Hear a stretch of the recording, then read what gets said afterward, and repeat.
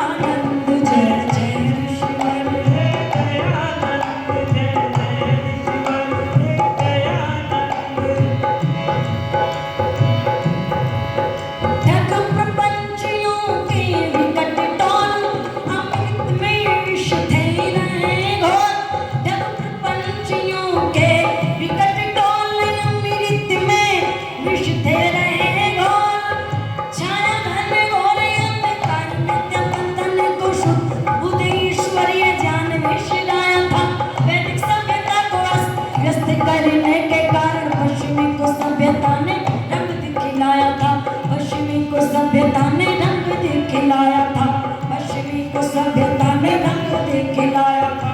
गौ विधवा और गौ विधवा नाथ त्राहि त्राहि करते थे धर्म और कर्म चके चूल्हे में समाया था। रक्षक नहीं था कोई भक्षक बने थे हाँ जी ऐसे घोर संकट में, ऐसे घोर संकट में दयानंद आया था। ऐसे घोर संकट में दयानंद आया था। ऐसे घोर संकट में दयानंद आया था। देखिए प्रपंचियों के विकट टोल अमृत में विष थे रोल ठग प्रपंचियों के विकट टोल अमृत में विष थे रहे घोल। जय वेद धर्म की बोल खोल, जय वेद धर्म की बोल खोल कर खोल सकट काटे कुफल। जय जय ऋषिवर हे दयानंद, जय जय ऋषिवर हे दयानंद, जय जय ऋषिवर हे दयानंद। ऋषि दयानंद योगी दयानंद, ऋषि दयानंद गुरु दयानंद। जय जय ऋषिवर दयानंद, जय जय ऋषिवर दयानंद, जय जय ऋषिवर दयानंद, जय जय ऋषिवर दयानंद, जय जय ऋषिवर हे दयानंद, जय जय ऋषिवर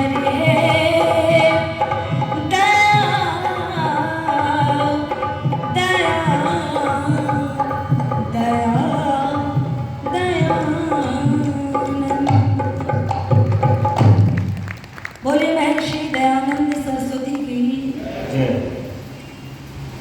पूरा भजन नहीं सुनाया और फिर सुनाऊंगी बाद में, क्योंकि मुझे समय का भी ध्यान है और जो थोड़ी बहुत बात आपके मध्य में रखनी है। हमारे मंच पर स्वामी ब्रह्मानंद जी, आदरणीय श्री करमवीर जी, उनके अजय जी, भाई मनोज आर्य जी, इस पावन पवित्र आर्य समाज के सभी अधिकारी वृंद, आदरणीय श्रीमती नरेंद्र जी, अधिक सब नामों से मैं परिचित नहीं हूँ, पॉम्पलेट में बहुत सारे नाम हैं। इस पंडाल में उपस्थित सभी धर्मिष्ठ बंधुओं, पूजनीय वंदनीय मातृशक्ति,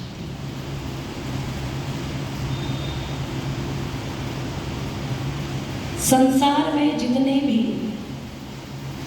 कर्म हैं, परोपकार के कार्य, भूखे को अन्न देना, निर्वस्त्र को वस्त्र दान करना, गुरुकुल, गौशाला आदि आदि जिन परोपकार के कार्यों को करने के बाद में जीवात्मा उच्च उच्च योनियों को प्राप्त करता है। इन सब श्रेष्ठ कार्यों को, कर्मों को करने के बाद में जीवात्मा उच्च योनियों को प्राप्त करता है। एक बात यहाँ ये स्पष्ट हो गई कि शुभ कर्म करने के बाद भी जन्म और मृत्यु अर्थात जन्म होता है, किंतु इस संसार के अंदर एक ऐसा कर्म है जिसे पूरी ईमानदारी के साथ व्यक्ति करता है, पूरी तन्मयता के साथ व्यक्ति करता है, तो वो कर्म ना जन्म प्राप्त कराता और ना मृत्यु को प्राप्त कराता। वो यहाँ से धक्का देकर के सीधा परमपिता परमात्मा की अमृतमय गोद में बैठा देता है। वो कर्म यज्ञ है, हवन है, जिसे प्रतिदिन हम करते हैं।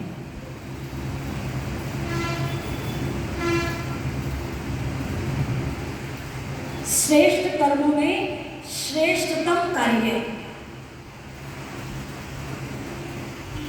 थोड़ी से विचार, और मैं कोशिश करूंगी कि बहुत सरलता से आपको समझा दूं, कुछ बात आपके पल्ले पड़ जाए। ये यज्ञ जो है बहुत वैज्ञानिक है, और जो इसे समझ लेता है वो जिंदगी में इसे छोड़ता नहीं है फिर। जैसे मिट्टी उस एक मिट्टी से कुम्हार जो है अनेक बर्तन बना देता है, ऐसे ही परम पिता परमात्मा ने अग्नि के एक ही मूल कारण से 3 अग्नियां बनाई। कितनी अग्नि बनाई माताओं? जोर से बोलो थोड़ा। 3 अग्नियां बनाई। जैसे वायु से वायु बनी है, भिन्न भेदों के कारण वायु ही कहलाती है। वायु में वायु के भेद कितने? 49।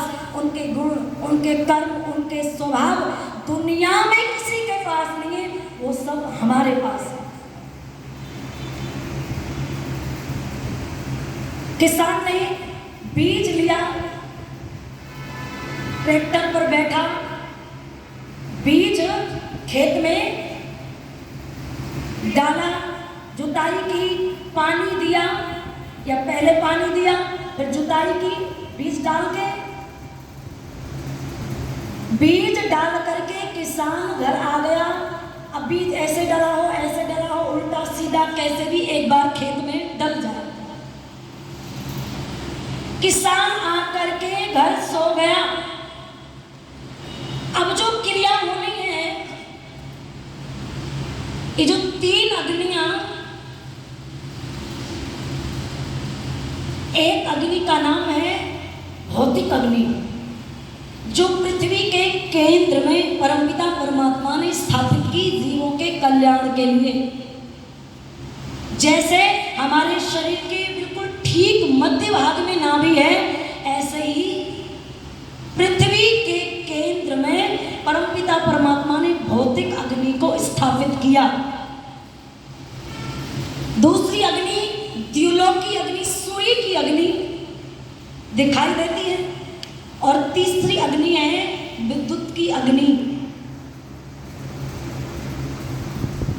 ये 3 अग्नियां हैं। किसान ने खेत में बीज डाला, ये जो भौतिक अग्नि है डाले हुए इस बीज के अंदर घुसती है, प्रवेश करती है। जल और वायु के माध्यम से जब क्रिया होती है, और द्युलोकी जो अग्नि है, सूर्य की जो किरणें हैं, उस बीज को धरती के अंदर से जब खींचने का कार्य करती है, विद्युत की जो अग्नि है वो मीडियम माध्यम बनती है, तो वो जो बीज है, आप चने का दाना तोड़ करके देखो, मटर का दाना तोड़ करके देखो, बीच में एक सोया हुआ अंकुर मिलेगा। जलवायु के माध्यम से क्रिया हुई, भीतर की जो अग्नि थी, आग थी, भौतिक अग्नि, ये उसमें घुसी, द्युलोकी अग्नि उसे खींचने का काम करती है, विद्युत अग्नि माध्यम बनती है। धरती के सीने को फाड़ता हुआ वो बीज, बोलो, अंकुर रूप में ऊपर आता है कि नहीं आता? आ गया। ऐसे ही ये देव यज्ञ जब हम यज्ञशाला में बैठ करके प्रारंभ करते हैं,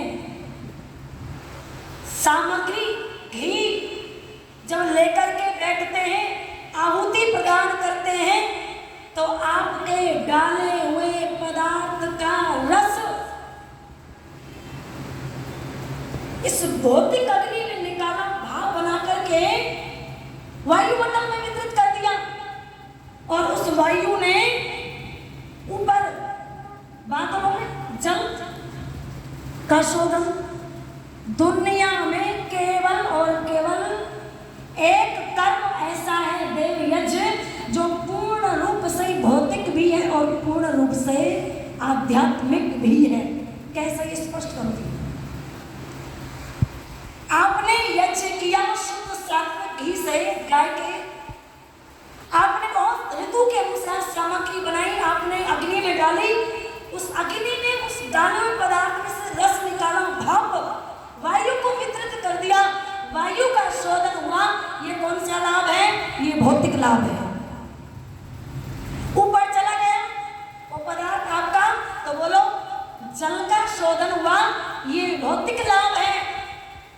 और वो शुद्ध जल जब फसल में गिरेगा बरसात के रूप में, तो बोलो उस शुद्ध जल ने अन्न का शोधन किया, अन्न की शुद्धि की, तो वो अन्न भी कैसा बन गया, बोलो शुद्ध सात्विक बन गया, उसका भी शोधन हो गया। ये भौतिक लाभ है।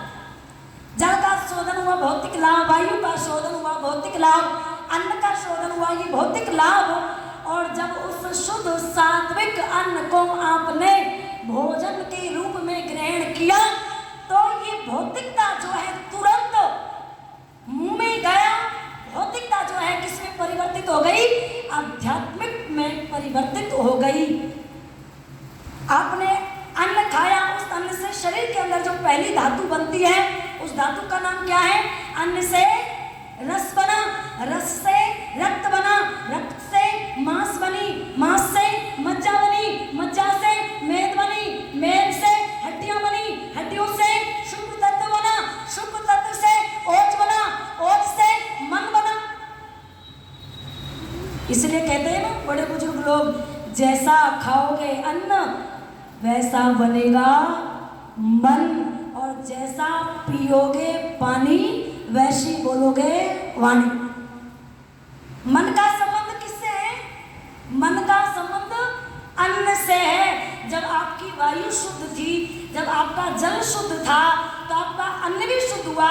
अन्न शुद्ध हुआ तो उस अन्न से रस शुद्ध हुआ, रस से रक्त शुद्ध हुआ, रक्त से मांस शुद्ध हुआ, मांस से मज्जा शुद्ध हुई, मज्जा से मेद शुद्ध हुआ, मेद से शुद्ध हड्डियां शुद्ध हुई, हड्डियों से शुद्ध तत्व शुद्ध हुआ, और उससे और जो चेहरे के ऊपर दिखाई देता है वो शुद्ध हुआ, और उसी शुद्ध ओज से शुद्ध मन का निर्माण हुआ, और उसी शुद्ध सात्विक मन से ये जो मेरी आंखें हैं ना, इंद्रियां शरीर में कार्य करती, मन से ही इंद्रियां बनती हैं। यदि मैं किसी को अच्छी दृष्टि से देखती हूँ तो ये मेरे आंखों की अच्छाई नहीं है, ये मेरे मन की अच्छाई है। यदि मैं इस जिह्वा से किसी को कठोर बोलता हूँ तो बोलो ये मेरे जिह्वा की जो है, जीव की बुराई नहीं है, ये मेरे मन की बुराई है। क्यों जी, यदि ये पैर गलत स्थान पर चल के जाते हैं तो मेरे पैरों की बुराई नहीं है, मेरे मन की बुराई है। मैं किसी के लिए द्वेष रखती हूँ, मैं किसी का हित करना चाहती हूँ, मैं बदले की भावना रखती हूँ, मैं किसी के सर्वनाश की सोचती हूँ, तो बोलो ये मेरे मन की बुराई है। इसलिए इस शरीर को ऋषियों ने, जैसे ये यज्ञशाला बनी है ना भौतिक, यहाँ बैठ कर के सब यज्ञ करते हैं, ऐसे इस शरीर से भी व्यक्ति नित्य प्रतिदिन हर पल हर क्षण क्या करता है, यज्ञ करता है। अच्छा देखता है तो यज्ञ करता है, अच्छा बोलता है तो यज्ञ करता है, इन हाथों से दान देता है, किसी गिरते को उठाता है तो यज्ञ करता है, इन पैरों से सत्संग सुनने के लिए जाता है तो यज्ञ करता है। इसलिए कवि ने बड़ा सुंदर भजन लिखा, क्या कि वेदों से यह सार ऋषियों ने निकाला है, मनुष्य का तन एक सुंदर यज्ञशाला है, मनुष्य का तन एक सुंदर यज्ञशाला है। वेदों से समान, वेदों से सार ऋषियों ने निकाला है, मनुष्य का तन एक सुंदर यज्ञशाला है, मनुष्य का तन एक सुंदर यज्ञशाला है, मनुष्य का तन एक सुंदर यज्ञशाला है।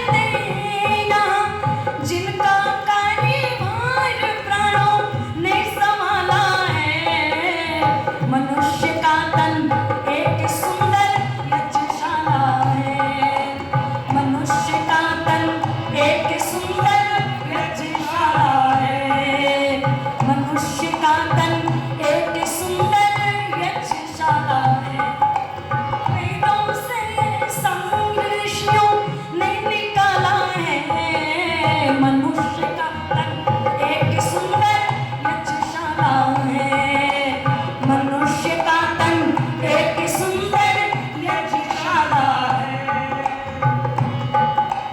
प्रेम की समिधाओं से जलती है ज्योति ज्ञान की, मंद आत्म प्रकाश से होवे छटा रविचंद्र की, मंद आत्म प्रकाश से होवे छटा रविचंद्र की। भक्ति श्रद्धा का यहाँ पर बोलने वाला है, मनुष्य का तन एक सुंदर यज्ञशाला है, मनुष्य का तन एक सुंदर यज्ञशाला है, मनुष्य का तन एक सुंदर यज्ञशाला है। इसमें उठती है सुगंधी परम दिव्यानंद की, इसमें उठती है सुगंधी परम दिव्यानंद की। आहुति है सत्य की और भावना बलिदान की, आहुति है सत्य की और भावना बलिदान की। भक्ति श्रद्धा का यहाँ पर बोलने वाला है, मनुष्य का तन एक सुंदर यज्ञशाला है, मनुष्य का तन एक सुंदर यज्ञशाला है, मनुष्य का तन एक सुंदर यज्ञशाला है। भाग्य से नर्तन मिला है यज्ञ करने के लिए, भाग्य से नर्तन मिला है यज्ञ करने के लिए। ईश के आनंद सागर में उतरने के लिए, ईश के आनंद सागर में उतरने के लिए। पति की आनंद दुनिया से निराला है, मनुष्य का तन एक सुंदर यज्ञशाला है, मनुष्य का तन एक सुंदर यज्ञशाला है, मनुष्य का तन एक सुंदर यज्ञशाला है। ऋषियों से ये सार वेदों ने निकाला है, मनुष्य का तन एक सुंदर यज्ञशाला है। पवित्र मन के लिए कहा है, मन सा न जग में प्रकाश कोई सच्चा मित्र, मन सा न कोई और शत्रु हुड़दंगा है। मन से ही रीत प्रीत, मन से ही शांति गीत, मन से ही कला कपट देश गंगा है। मन ही मिलाता ईश, मन ही दिलाता मुक्ति, और मन ही तो डालता सुकर्मों में अड़ंगा है। मन है मरीज तो लजीज कोई चीज नहीं, और मन यदि चंगा तो खटोती में ही गंगा है।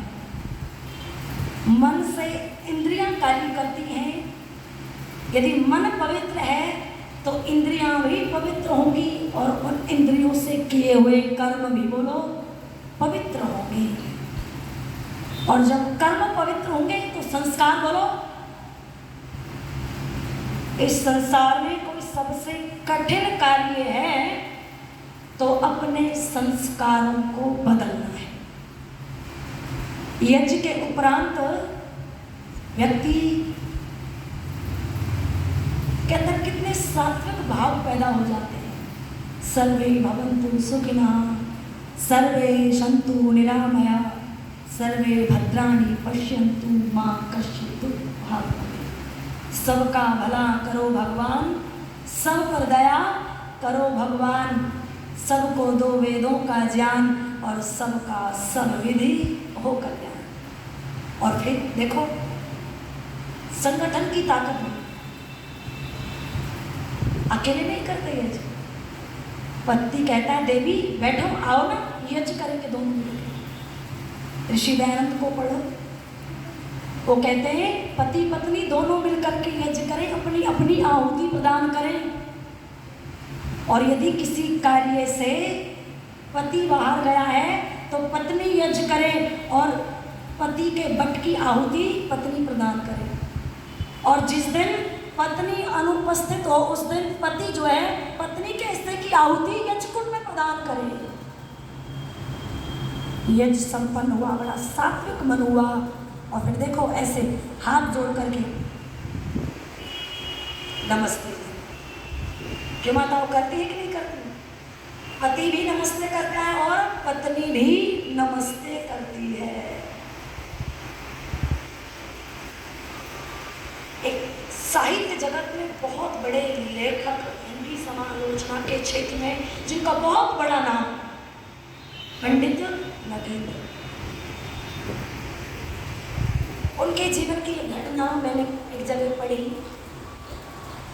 कहते हैं पंडित नगेंद्र जी से पूछा गया कि आप दुनिया भर में जाने जाते हो अपने ज्ञान से, अपने लेखन के कार्य से, आपके जीवन में इतनी उन्नति, इसके किसी का इंटरव्यू लेते हैं, कोई गोल्ड मेडल लेकर के आता है भारत के लिए, तो इंटरव्यू होता है ना, पूछते हैं कि आपकी प्रेरणा कौन है। तो पंडित नगेंद्र से जब ये पूछा गया कि आपकी सफलता का प्रेरणा स्रोत कौन है, तो उस समय पंडित नगेंद्र जी हाथ जोड़ करके कहते हैं कि मेरी इस सफलता के पीछे 2 दिव्य मूर्तियां छिपी हुई हैं। मेरे पिताजी बहुत पुराने आर्य समाजी गांव में हुआ करते थे और मेरी माताजी बहुत पढ़ी लिखी नहीं थी। अगर लोग ये सोचते हो ना कि बहुत पढ़ लिख जाने के बाद में व्यक्ति अच्छे से जीता है, ये गलत है। कई बार अनपढ़ माताएं भी इतनी अच्छी प्रकार से जिंदगी जीती हैं कि जीवन जीने का आनंद आ जाता है। पंडित नगेंद्र की मां पढ़ी लिखी नहीं थी, बिल्कुल अनपढ़ थी। कहते हैं जब यज्ञ नगेंद्र जी लिखते हैं कि जब मेरे माता पिता मेरे को देखता था यज्ञ करते हुए, देखो बालक देखने से सीखते, उपदेश से नहीं सीखते। आप को चलो यज्ञ करो, चलो हमारे समाज में जाओ, चलो नमस्ते करो, ऐसे नहीं सीखते। जो बालक देखते हैं वो जल्दी सीख लेते हैं। वो कहते हैं मेरी माँ झुक करके यज्ञ के बाद मेरे पिता को जो है झुक करके चरण स्पर्श करके नमस्ते करती थी। तो मेरे पिताजी ये कहते थे, देवी तू जो है ऐसे झुक के, इतना झुक के नमस्ते मत किया कर। पिता भी नमस्ते करते थे झुक करके। ये नहीं कि पति अकड़ में रहे, मैं पति घर का राजा हूँ। कहते मेरे पिता भी पूरे झुक करके मेरी माँ के घुटनों तक जो है नतमस्तक हुआ करते थे। तो वो कहती थी जी मुझे लज्जा आती है, बेटा जो है बड़ा हो रहा है, आप ऐसे बिल्कुल झुक करके नमस्ते करते हैं। तो उनके पिताजी कहते हैं देवी तू कोई साधारण औरत नहीं है जिसने अपने परिवार को छोड़ करके मेरे नंगे परिवार को भर दिया हो, जो मेरे परिवार में आकर के अपने परिवार का भला नहीं चाहती, मेरे परिवार का भला चाहती है। देवी तू कोई साधारण स्त्री नहीं है, मैं साधारण स्त्री समझ के तुझे नमस्ते नहीं करता। सज्जनों, जो पति अपनी पत्नी की इज्जत करता है, सम्मान करता है, निश्चित रूप से इसका प्रभाव किस पर पड़ता है? संतान पर पड़ता है। आप सत्यार्थ प्रकाश पढ़ करके देखो, जिस परिवार में जो है पति पत्नी से प्रसन्न और पत्नी पति से प्रसन्न, उसको का क्या होता है? माता पिता जितने प्रसन्न चित्त रहते हैं, जितने प्रेम से रहते हैं, उतनी ही उत्तम संतान का निर्माण बोलो माता पिता कर सकते हैं। तो वो कहते मेरे पिताजी मुझे आर्य समाज ले जाया करते थे, बर्तन मजवाया करते थे, आर्य समाज में दरी पट्टी बिछवाने का कार्य करते थे, और छुट्टी होती थी तो पूरे दिन आर्य समाज में सफाई में लगाया करते थे। अच्छा, आप कभी सोचते हो कि हम अपने बाबा को आर्य समाज लेकर के आए, दरी पट्टी बिछवाएं, यज्ञ के बर्तन साफ करवाएं? देखो, व्यक्ति वो बड़ा नहीं है जो बहुत मोटा पैकेज लेता हो, व्यक्ति वो भी बहुत बड़ा नहीं है जो बहुत अच्छे साफ सुथरे कपड़े पहनता हो, व्यक्ति वो भी अच्छा नहीं माना जाता जो बहुत बड़ी कोठी में रहता हो, बहुत बड़े शहर में रहता हो। अरे, जिस व्यक्ति के जीवन की पवित्रता से जो सुगंध निकलती है, माता पिता की आज्ञा, माता पिता की चरणों में जो बालक नतमस्तक होता है, उसकी इस पवित्रता से सारा संसार जब मुक्त हो जाए तो वो बड़ा आदमी समझो। आप एक पिता को दुनिया की सारी संपत्ति के ढेर पर बैठा दो, चक्रवर्ती राजा बना दो पूरे संसार का, और बेटा जूता मारता हो, बेटा अब शब्द बोलता हो, अच्छा बताओ वो पिता खुश होगा अंदर से? ना। पिता चाहे फटी धोती पहनता हो, एक समय का भोजन करने के लिए ना हो, किंतु जब बेटा मधुर वचन बोलता है, पिताजी नमस्ते, आप कैसे हो, हालचाल पूछता है, चरणों में दंडवत होकर के नमस्ते करता है, जो बेटे के अनुवादन से, बेटे के बोले हुए शब्दों से जो शांति, जो सुख मिलता है, वो चक्रवर्ती राजा बनने से पिता को सुख बोलो नहीं मिलता। इसलिए वो गीत की पंक्तियां याद मुझे आ रही हैं कि मुझे इस दुनिया में लाया,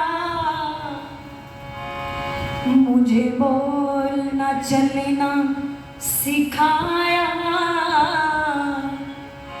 मेरे माता पिता तुम्हें वंदन, तुम्हें किस्मत से मैंने पाया, मुझे इस दुनिया में लाया, मुझे बोलना चलना सिखाया, मेरे माता पिता तुम्हें वंदन, तुम्हें किस्मत से मैंने पाया, मेरे माता पिता तुम्हें वंदन, तुम्हें किस्मत से मैंने पाया।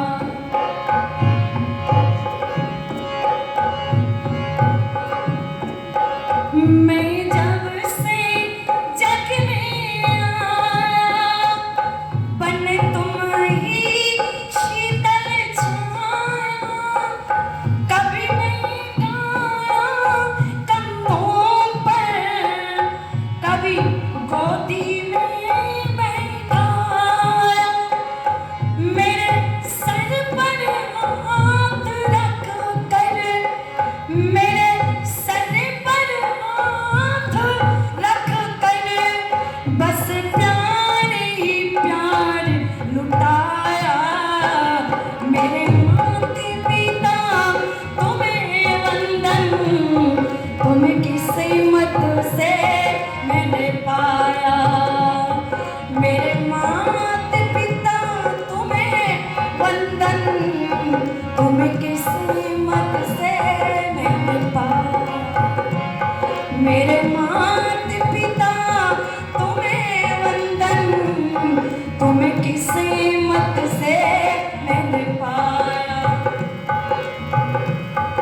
मैं उठाकर सर चल पाऊं, इस लायक तुमने किया है, कहीं हाथ नहीं फैलाऊं, मुझे तुमने इतना दिया है, इस जग की रीत सिखाई, मुझे धर्म का पाठ पढ़ाया, मेरे माता पिता तुम्हें वंदन, तुम्हें किस्मत से मैंने पाया, मेरे माता पिता तुम्हें वंदन, तुम्हें किस्मत से मैंने पाया, मुझे इस दुनिया में लाया, मुझे बोलना चलना सिखाया,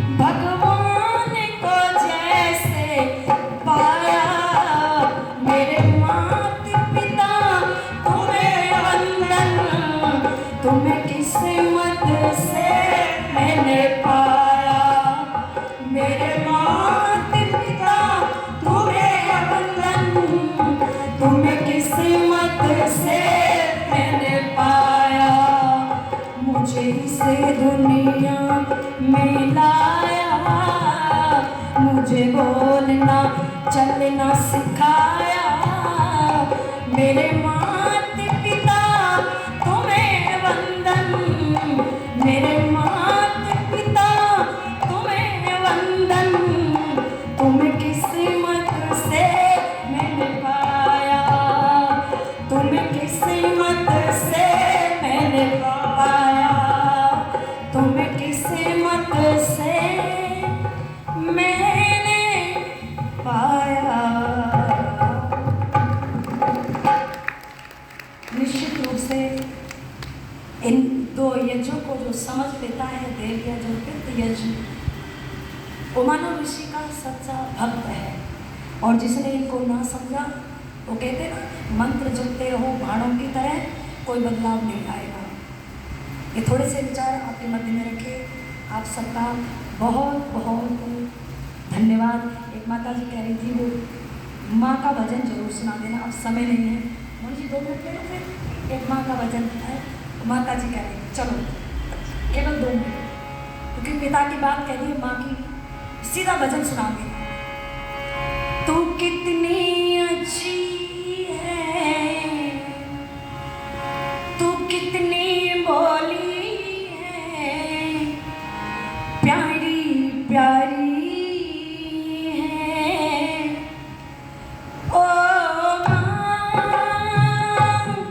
ओ माँ,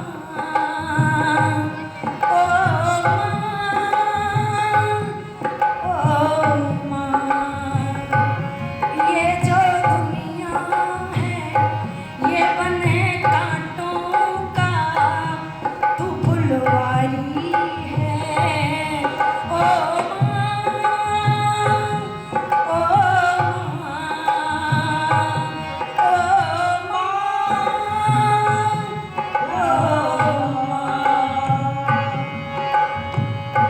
अपना नहीं तुझे सुख दुख कोई, अपना नहीं तुझे सुख दुख कोई।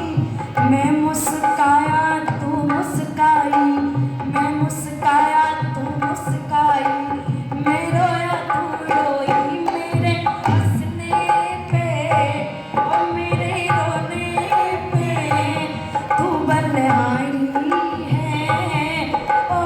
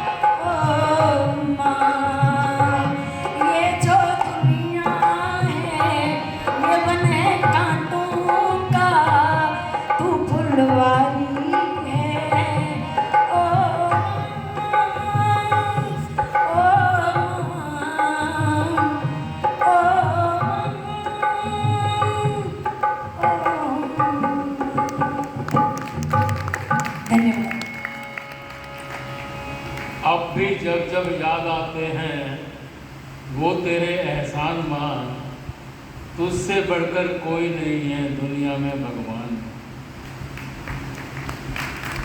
बड़े प्यार से दे थपकी आंचल का दूध पिलाया माँ, भूख से ठंडा कर करके रोटी का कौर खिलाया माँ। गाकर लोरी बाहों के पलनों में मुझे झुलाया माँ, और खुद गीले में सो करके सूखे में मुझे सुलाया माँ। माँ तुझ में है नूर खुदा का, ईश्वर की पहचान माँ, तुझसे बढ़कर कोई नहीं है दुनिया में भगवान माँ। तो हमें माता पिता की सेवा, पितृयज यही तो है कि माता पिता को तृप्त कर दो, खुश कर दो। क्या खाओगे, कैसे रहोगे, क्या, और उसकी बात को मानो, उसकी आज्ञा का पालन करो, यही तो पितृयज है। और प्रातःकाल देवयज करो, अग्निहोत्र करो, परमात्मा प्रसन्न ही प्रसन्न है। तो बहुत बहुत धन्यवाद है आचार्य जी का। और अब अनुरोध